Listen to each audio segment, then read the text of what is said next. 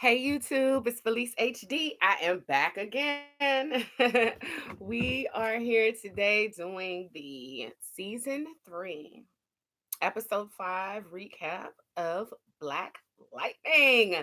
I have been watching the show um for since season 1. I just decided to start doing the reaction videos for it. So from here forward, they will be live. I don't know if I'm going to wait. I think I'm going to wait until Tuesdays to do them.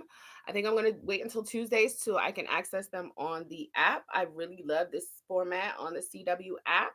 So all of the episodes prior to that, I'm going to do using the CW app, and I'm going to basically do a binge watch for episodes 1 through 4. I've already pretty much seen them, but like for the recap, I'm gonna go through each episode.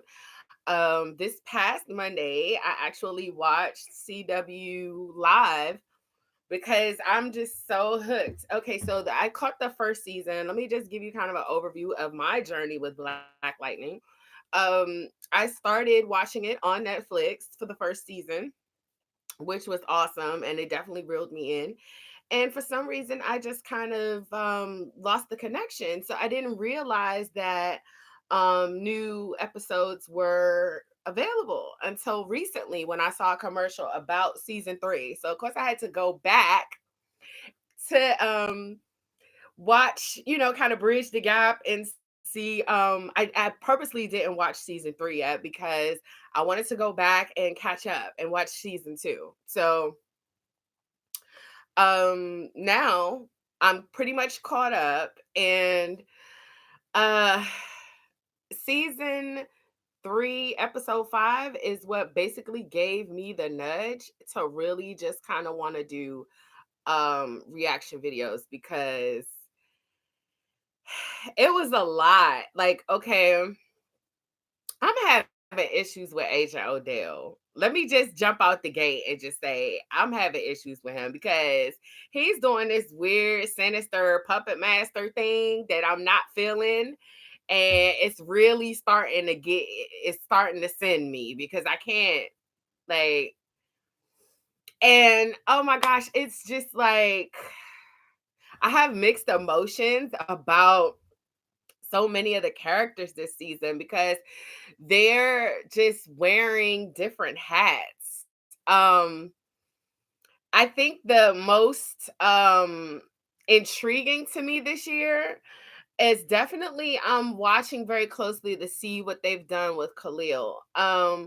He was just such a magnetic character in the past seasons, for more reasons than one. Oh gosh, he's bae as fuck. But even beyond that, he has been sort of like going through the school of hard knocks, and he was such a sweet kid. And so it was like my heart kind of went out to him when he got taken under Tobias's wing because he basically just wanted to get back on his feet, and then he got signed up for so much more.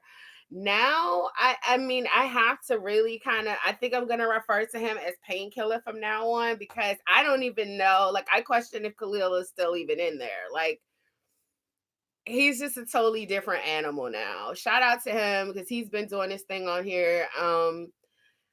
The other character that I'm really seeing another side of that I really didn't even know existed is Dr.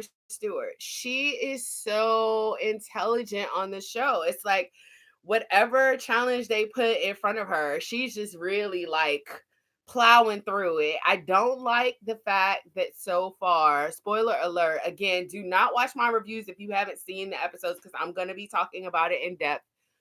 But what I really don't like about what they've done to her is, again, here's Agent Odell's ass again, because I just feel like she's really putting her best effort on the table. And for him to knowingly expose her to something so detrimental, I just feel like I said, I feel like he's like this sinister puppet master. I feel like he's up to something, but I haven't really gotten an idea of what it is yet. And so I hope that that is going to be revealed, whatever his motive is for being just so manipulative.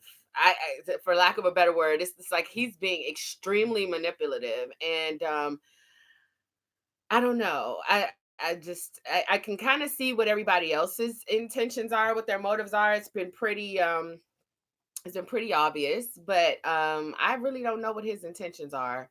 And I oh my gosh, I love what they've done with Anissa and Jennifer's characters. I love it because it's like they are coming into their own. They're wielding their powers. It's like get back with me because I'm good. I'm on top of this. I'm on top of this. You know what I mean? So let's talk about season 3, episode 5 a little. Now it starts out with basically there's this ASA headquarters type of situation, and so I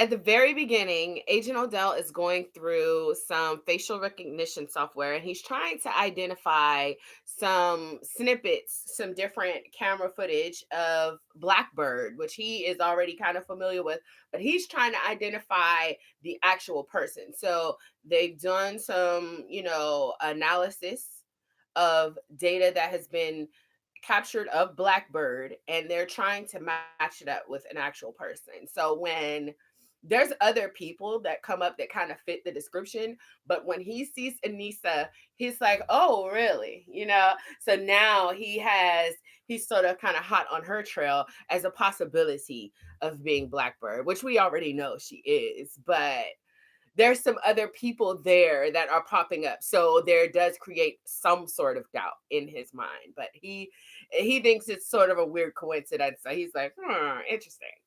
It is interesting because you're trying to figure out too much. Mind your business, okay?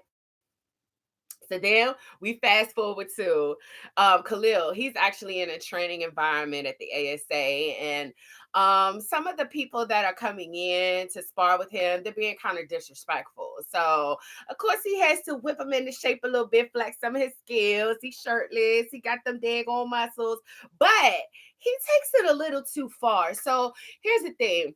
They've already discussed that they've done something with a chip or something with him where he's there but he's not there, so it's like those boundaries of, like that compassion or that ability to kind of be empathetic to other people, it's like it's not really even there, or if it is, it's very little. So he really kind of pushed the sparring partner to the brink a little bit. He exposed them to some of his toxins, and sorry about that.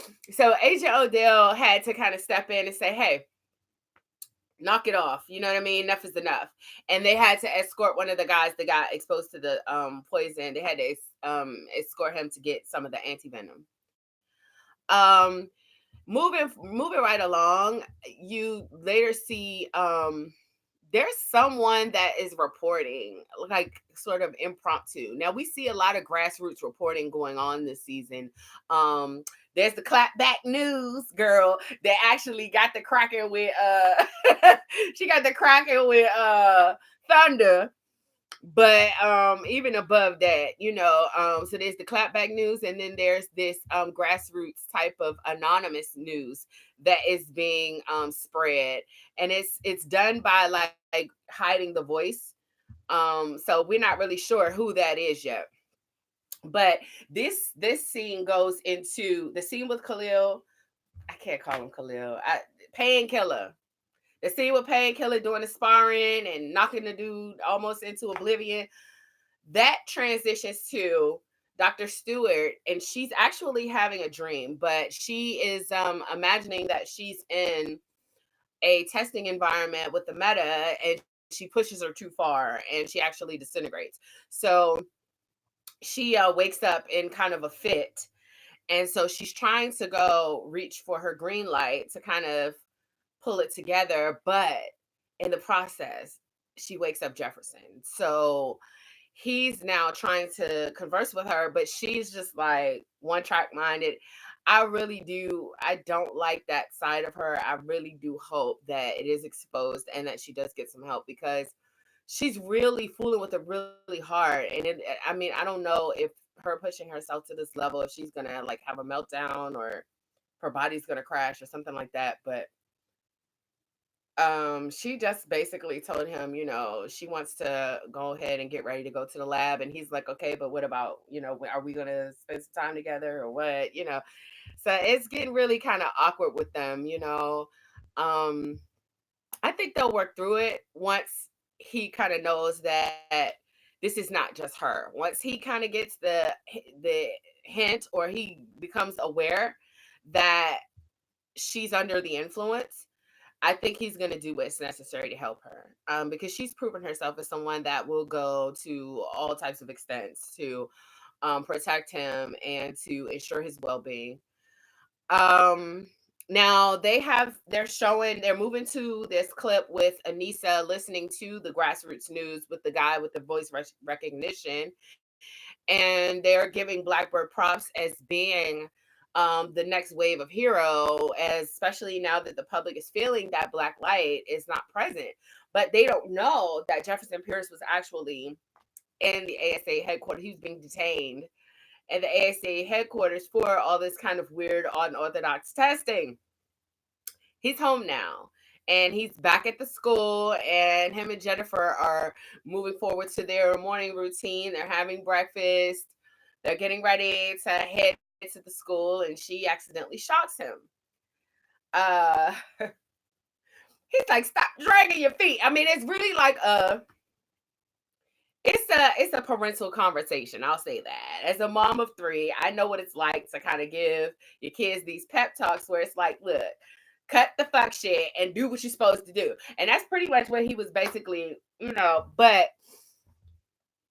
I don't think that was the conversation that needed to be had, because something with Jennifer's off. Um they haven't revealed what it is, but something's off with her. And I think it may just be that, she's trying to really get a handle on what she can do and what she's capable of, and still kind of live the life of a teenager. And then of course she's still grief stricken. She still really misses Khalil. And I mean, she just has a lot going on for someone her age. So she's like, I don't feel good today, Daddy. And he's like, he's just slapped her out there. He's like, you're going to school, right? Um, I think he should have heard her out. I think he should have just let her take a day, because she uh she ended up shorting the computers. She was typing away, and one of those surges came through, and it took all of the computers out. So yeah, she was at school, but she didn't get much work done after that. I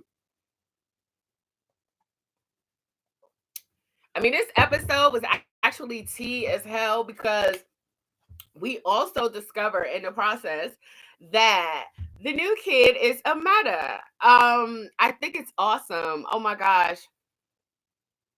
He was definitely gravitating towards her for one reason or another, but I think on the surface level, what I assumed that he was gravitating towards her for is that he was simply attracted to her.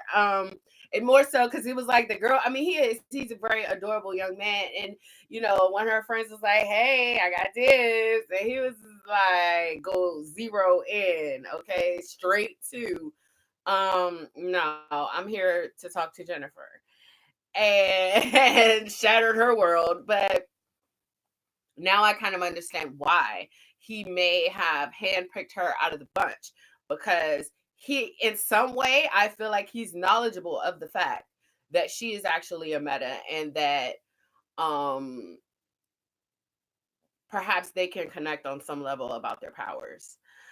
He actually kept her from making a really detrimental mistake. And I think what she was going to get the counseling and the support for was really kind of trying to harness her skills properly, because she is such a passionate person, and she has those hothead tendencies. But being as powerful as she is, she can't continue to operate like that, or she could really get hurt, or she could really hurt somebody. So I think that it was really good for him to kind of be able to ground her and trying to, pull her back a little bit. Cause when she saw that the ASA, that the ASA soldiers were attacking her dad, she was ready to go all out. She was like, "Oh, I'm about to throw caution to the wind and light this whole place up. Like, don't even play with us like that." But I mean, this whole, let's go back. Let's go back. I'm getting ahead of myself because I'm going to tell you this whole conversation that Dr. Stewart is having with Agent Odell about her ability to perfect the the uh the formula to stabilize the metagene. Oh my gosh, it was right up my alley as far as like the scientific techie nerd geek stuff. Like I was like, oh yeah, you better talk that talk, sis. Come on now. But what really bothered me about that is when he was like, "Oh yeah, patient 49, yeah," and he walked his ass up in there talking about, "Oh, per your request, uh, patient 49, and it's Tobias ass." Ooh, Tobias is becoming the gift that keeps on giving. Okay, Tobias just will not go sit his ass down, and I love it. Tobias is like, "You already know I'm T. You already know I'm not going nowhere. So like it or love it. What's good? You're gonna have to bring me back up to speed. Y'all not gonna be able to sit me in the pit and let me rot." He didn't give a damn. He didn't give a good goddamn. He's sitting in there under her care and he's still talking shit. He was like, "Oh yeah, I know about y'all. I know. I know what you don't want me to know. I know Black Lightning is Jefferson Pigs. I already know about you and your daughters. And guess what? I want to see you in your little special suit. What's up?" I was like, "Oh." I was so done. Let me tell you, I was fit to be tired. But she hit that Bama with that needle because she was actually trying to get, she was saying that to really um move forward with bringing it to the next level as far as, getting a remedy for the meta illnesses and issues and stuff. She needed to get a bone marrow sample from patient 49, who we now discover is Tobias. Um, she was like, "Oh yeah, I'm gonna have to numb the area and strike some bone marrow, right?" But then when he started talking shit, she just went straight in for the bone marrow. Like, "Nigga, I ain't about the goddamn numb shit. Deal with it." He was in there like, "Ah." I was like, "Man, you can stop playing with Dr. Stewart. She hardcore for real. She be trying to be diplomatic and, upscale and upstanding. But you know what? Shout out to her. And let me tell you another thing that really impressed me about her. I saw an interview from Comic Con and she was talking and she has this wow accent. I was like, "Oh my gosh." It was giving me Idris Elba. Like, I remember the first time I heard Idris Elba talk. And I was just like, how in the world did he play Stringer Bell? That's how I was feeling about Dr. Stewart. When I heard her talk for real, I was like, "Oh my gosh, she is acting a mess out of that character," because I never would have known that she had that amazing accent. Moving right along. So shout out to her. She's doing her thing. Now, moving right along, we have a series of different events that are taking place in this episode that are really disturbing. One of which is the fact that Tavon, a student at the high school, was actually pulled out of class and taken to the meta facilities because someone reported that he was a meta. He was involved in meta activity. Which, I mean, it's like they're just self-certifying at this point. Nobody's checking. Nobody cares to check. It's like, oh no, nobody cares that he's not a meta. We're just going to treat it like it. Um, so now this child has been separated from his family and taken to a meta camp, and he's not a meta. So of course his parents are distraught. They don't know if he's dead or alive. They've gone to Jefferson and there's just like, we don't know what's going on, but I mean, is our child okay? Like, we need some help. So he promises them that he is going to do what he can to help them locate their son. He has chosen to put the bug in Anissa's ear and say, listen, when you are going to and fro, grab Tavon so we can get him home to his parents because they are worried sick and enough is enough with this. Once you see episode 5, I don't want to give all of this spoiler away, but once you see episode 5, you'll understand why that was not the best way to go. I did love the interaction with Grace and Gamby, and that move that they pulled on Agent Odell was finally what I mean, because I'm just like, is somebody gonna outsmart him eventually? And it looks like they did.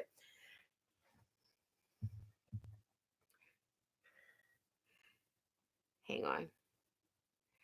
So it looks like they used Grace's ability to shapeshift and turned her into Anissa so that when Agent Odell doubled back to her place after he had received a notification that Blackbird was on the move, he just decided to stop by for a casual stop in hello. And he gets greeted by the face of Anissa, who is actually Grace in a shapeshift. I thought that was the most, I'm like, yes. Y'all thinking Caps is on 100, okay? Y'all is on 1,000 at this point because that was the right thing to do. He knows now that, well, he thinks he knows. I'll put it like that. He believes now that he's off of the scent of Anissa as for Blackbird. Um, she asked her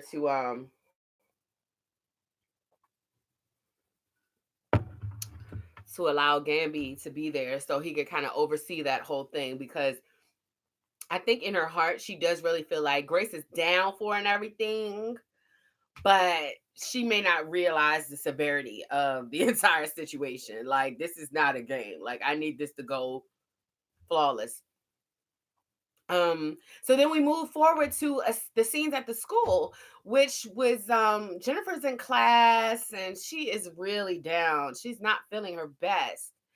And so she reaches out to Brandon. She's like, Brandon, let me hold your jacket. Because now her arms are starting to glow. And she's like, dead giveaway. I got to do something. Can't go home. So she puts his jacket on. He's like, yeah, whatever you want, baby. He's like, no, your highness, your highness. So he gives her the jacket. She hides her hands, but then she shorts the computer. So they're sitting there in the dark. She's laying her head down. She's like, today is not the day. But what she didn't realize is that Brandon peeped it. He ain't missing nothing at this point. So he already know it's tea. He like, mm-hmm. She talking about, oh, I had a rough night last night. He like, mm-hmm. Mm-hmm. I already know. Like he already know that was some BS. He like, mm-hmm. I got my eye on you. You know what I'm saying? So so you're moving forward and I mean again, I'm at a commercial break right now, but this, like I said, this episode was so tea. Like it just gave such a different perspective on the entire situation because honestly, like I was having difficulty making sense of some of the stuff that I was seeing. So when the deputy chief goes around and he rounds up the guy that owns the bar and he rounds up Reverend Holt, and you're trying to really understand, like, you can't be that much of a sellout. Like, of course, at the beginning of season 3, we see that the deputy chief is being violently intimidated by ASA. He literally had a gun pointed to his head where they were like, "Oh, you're going to cooperate or else we're going to have to handle up." And so he's been going through the motions with them, like pretty much trying to appease them, do whatever they ask, but that's surface level. So now we see for the first time what the deputy chief has actually been up to. He's been infiltrating their system on the higher levels and contributing to the inner workings of the resistance. So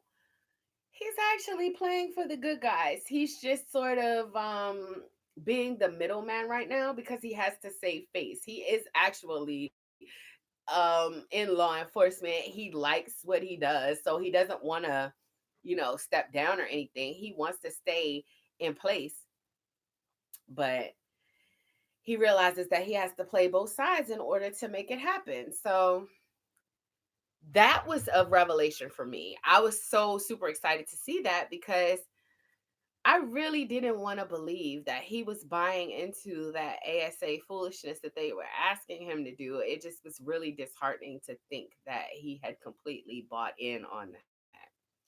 Um, Now, Blackbird is actually giving Reverend Halt the instructions on how to use the shots that she's been passing out. So she gave him some shots for the people, the metas that were there. This is for this meta flu type of situation that they have where all of the metas are getting really sick.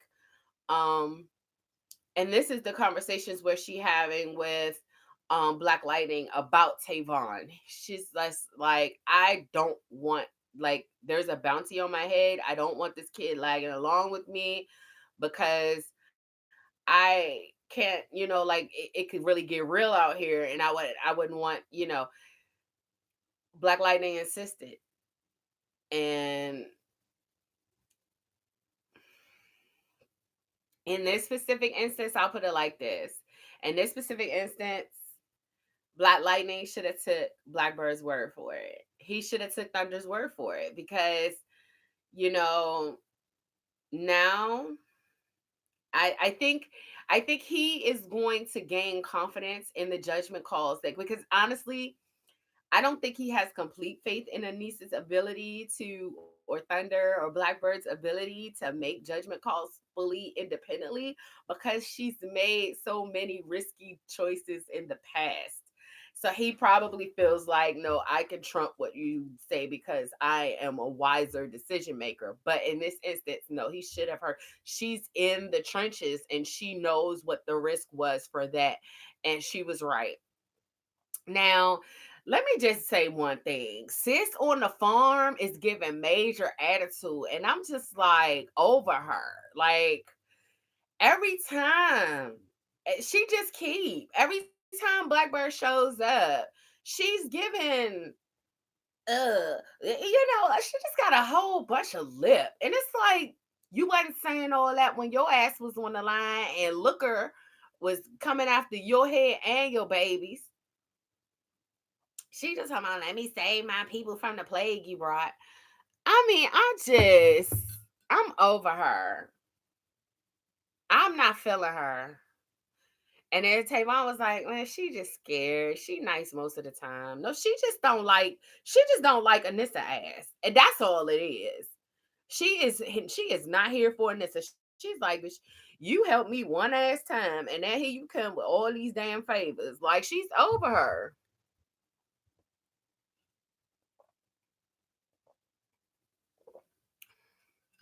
I wish she would just come out and say it for once and for all. Just like, look, I'm tired of fucking helping you. Find somewhere else to curl your ass to. That's what she needed to go ahead and say, because it's all over her face. Um. Oh, so now, Agent Odell is checking in with Painkiller, and he's telling him, "Listen, I got an idea where she gonna try to move through, and I'm sitting on it right now. So I'm gonna be right here when she, bend the corner. I got this." And Lord have mercy. I personally feel like at some type of level, they may have felt each other's energy because these are ruthless warriors. Like, that fight scene didn't give what I thought Painkiller coming to terms with Blackbird was gonna be. I thought that was gonna be. I thought they was gonna be moving furniture out there. Like, they got it in a little bit, but I'm like, so you expect me to believe? I know it's dark outside, but you expect me to believe that Anissa didn't peep that that's Khalil and vice versa? So you didn't peep that that's, you know what I'm saying? You didn't peep that that's your girlfriend's sister?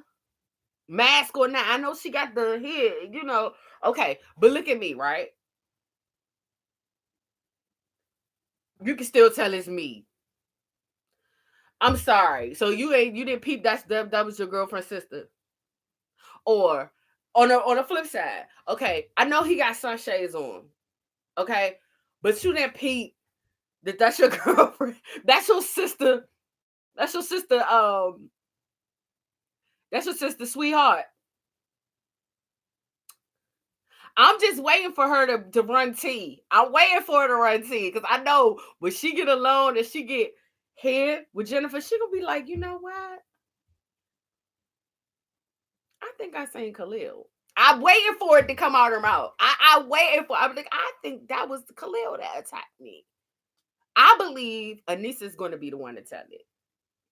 Either that or he gonna try to come at Blackbird again, and Jennifer gonna be right there. It's gonna be one or the other, but it's getting there because he coming back into the circle by attacking Jennifer. I mean, by attacking Anissa. I'm telling you, in the next couple of episodes. I'm willing to bet money that Jennifer's gonna find out that that painkiller exists. Agent Odell wild ass he might even orchestrate it because he's been trying to get in Jennifer's ear for the longest, and he knows that that's a sore spot. He saw her out there grieving at the funeral site, and I think that's part of the reason why he may have grabbed Khalil up. And even though he's turned him into a ruthless assassin, I think that's part of the reason why. I feel like he's going to use her. He's going to use him as leverage. He's going to use their relationship or their connection as leverage in some capacity. I haven't figured out how, but he's definitely going to leverage Jennifer against Painkiller or vice versa because he's just so tricky with it. I wouldn't put it past him.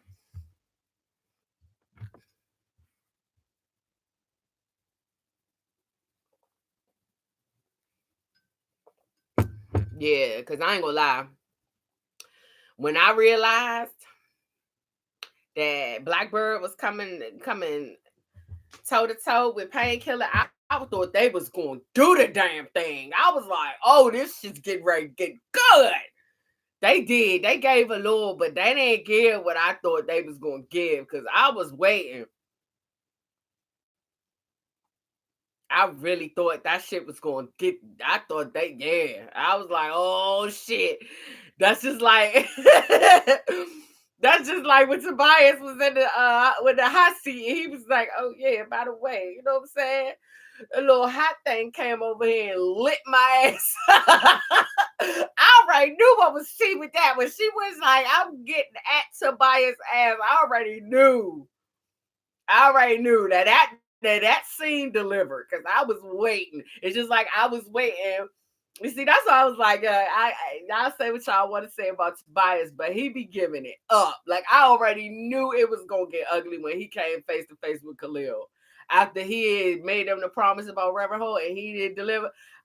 When he ripped Khalil's spine out, I wasn't even surprised. I was like, I already knew. I already knew it was gonna be I already knew it was gonna be ugly. Cause it was just like, wait for it. You know, Tobias to give a whole demonstration. He don't give a shit. Like he harpooned the chick. That was he don't give a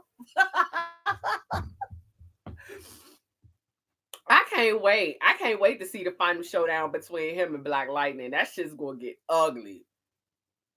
And that's just gonna get ugly. Cause he done gave him the heads up. He done told Dr. Stewart that he want to kill Black Lightning. He was like, I will leave you and your daughters alone. But that dude, I'm coming for him. I'm like, he ain't even got out the pit yet. They got you in the hole. He was looking sick as I don't know what because he wasn't getting his little shots. Dr. Stewart just gave him his shots for like the first time in I don't know how long. Because I mean, it's hard to keep track of time watching this, but he had started to look real rough. He was coming to loose. He was getting rough around the edges, and I was like, "Oh, he looked like he about to disintegrate. He don't look like he just aging. He looked like he about to fall apart." So they gave him his little shot, and then he so fresh and so clean, and he back to talking that shit. I'm like, see,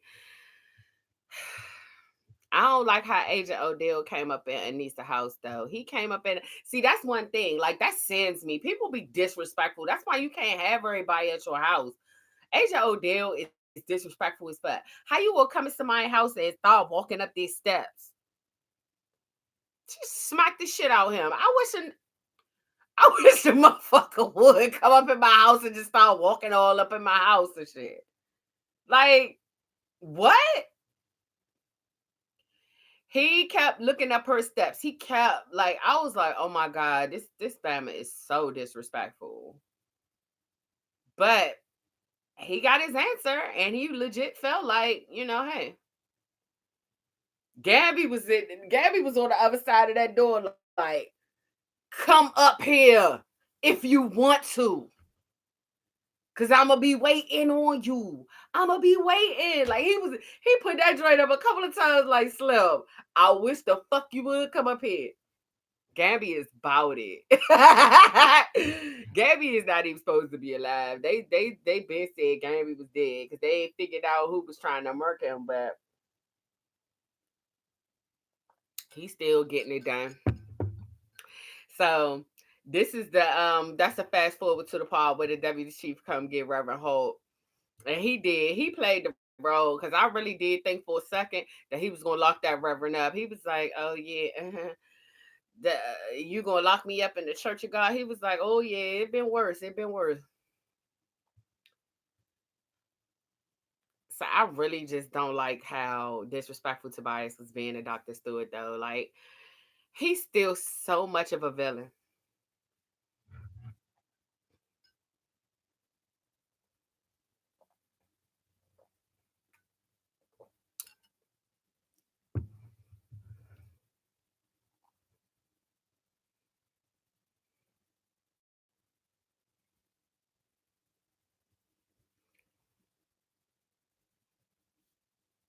Hey, Tobias said, "What's your super soup look like?"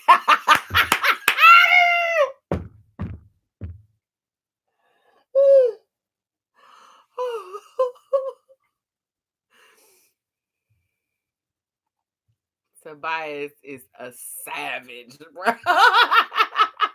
Tobias is like, "What's your special suit look like?" Dr. Stewart was like, she had that needle in her hand. She's like, "Motherfucker."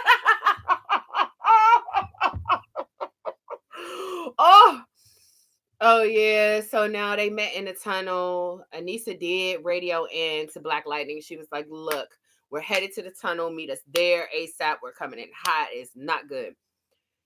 So Tavon ends up dying in Black Lightning's arms. And yeah, I said I wasn't going to say what happened, but yeah, that's essentially what happened. He got exposed to Painkiller's venom and his body wasn't able to sustain it. And unfortunately, he did die. And so Black Lightning was able to get there in time to actually hold him as he passed, which I felt was very indicative of,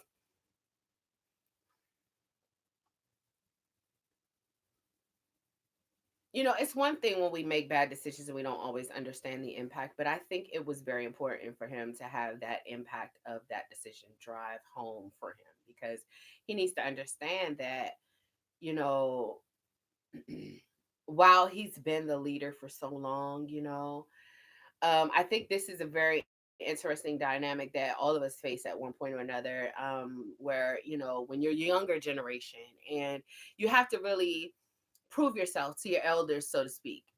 I think even as an elder, when you become an elder and you're grooming and you're like basically watching the younger generation, this is like the sign here where, they really are effective in how they do things. And you have to acknowledge that and you have to have and grow and develop an appreciation for that. And so I think that he's starting to grow and develop an appreciation for the abilities that his daughters have. It was hard to watch Tavon's parents viewing his body because they were just so, especially his mom, she was just so distraught. Now, Dr. Stewart is putting her bid in like, I'm gonna do this shit for you. But when all this is over with, I don't want to deal with Tobias no more ever. I don't want to see his face. I don't want him to make it out of here. She said, what is all this cloak and dagger about if you can't get rid of Tobias? I don't think Odell's gonna get rid of Tobias. If anything, the most he might do is put him in a pod. I don't think he's gonna get rid of Tobias because he has a purpose for Tobias. He could have been got rid of Tobias if that was the case. So now the kids are taking a stand against the ASA soldiers because the word is starting to spread that Tavon has passed and they're blaming the ASA. They're very predatory towards the students. He actually pistol whips a child there that was really aggressive about his protest. And Jefferson steps in and he's doing a demonstration similar to like pick on somebody your own size. And they do. They end up, you know, beating the crap out of him in front of all of the kids. The kids are getting upset. I applaud him for taking a stand though, because he was just like, you know, I won't have another child killed. They opened fire around a school full of kids though. That was disturbing. And then the way that they beat on Jefferson, they slammed him around, kicked him, beat him, and the kids are watching. And Jennifer actually hears the ruckus. She comes out of a side door where she was standing with Brandon, and she witnesses some of it. The kids, of course, are out there with their phones and they're recording.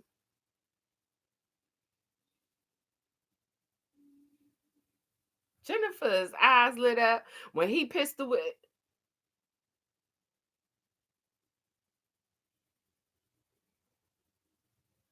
He absorbed her energy though. So I'm watching the scene now where, oh my gosh, I don't know who the kid, I don't know his name, the kid is that's playing Brandon, but his hair is so beautiful.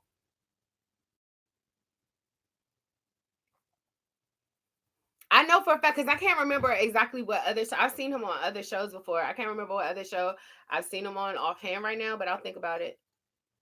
But that's his real hair. His hair is gorgeous.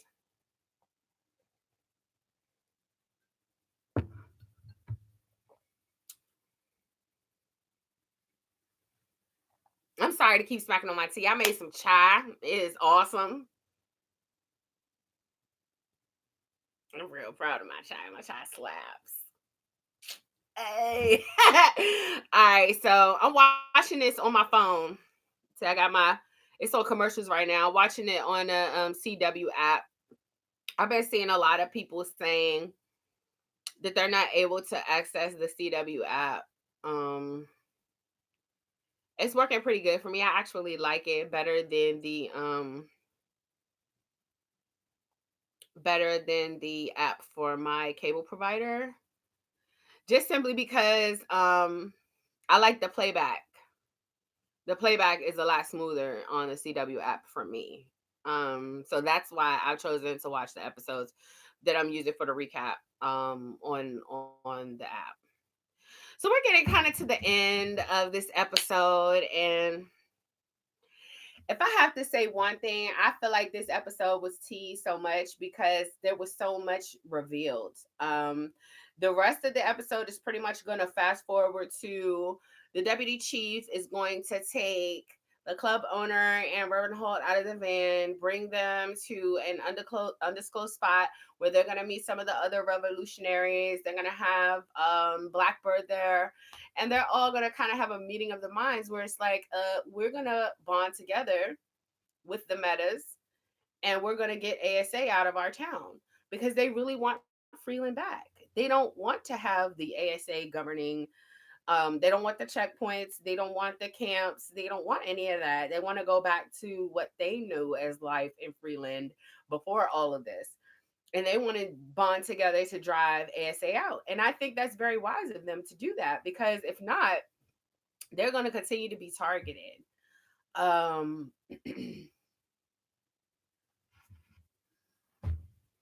Jennifer had to choose a few choice words for Agent Odell, but I don't think she should trust him.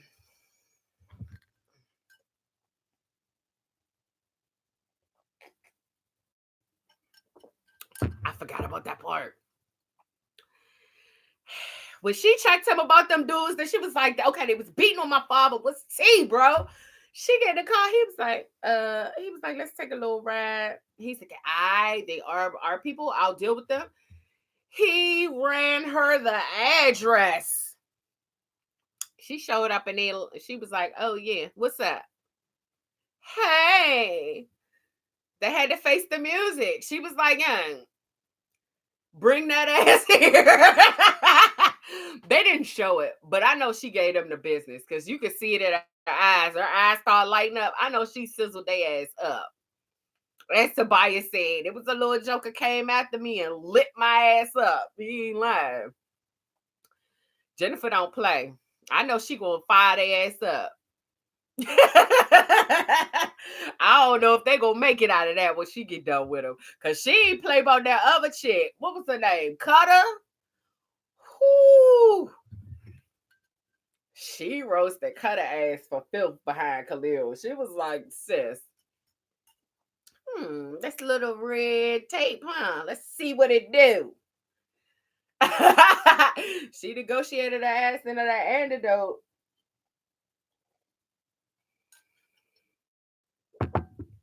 Well, Deputy Chief is stepping forward as the ringleader of the resistance. Okay, so now the metas and the humans are going to come together and push ASA out. That's the go. You know what? It might be the Deputy Chief. It might be the Deputy Chief. I want to know who is the voice behind the grassroots news publishing. Because it's somebody that knows what's going on. It's somebody that knows the inner workings.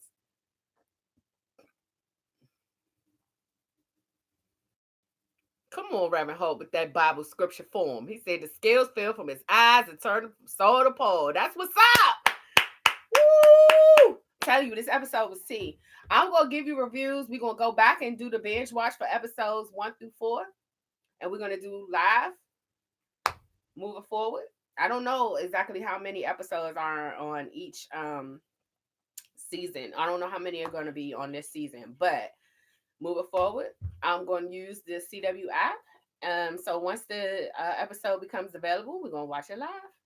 All right. Until next time, peace and blessings. Oh, by the way, I'm going to have all my information down in the description box. Make sure you check me out on Instagram. I'm on Facebook. Okay. Felice_HD. Check me out. Also, I have another channel, Primo Noir. And that's where I put all of my beauty and all natural farming information, all that. You can check out my webpage, www.PrimoNoir.com. Okay. And I will make sure that make sure you stay tuned, like, share, comment, and subscribe. All right. Tell a friend. Okay. All right. Until next time, peace and blessings.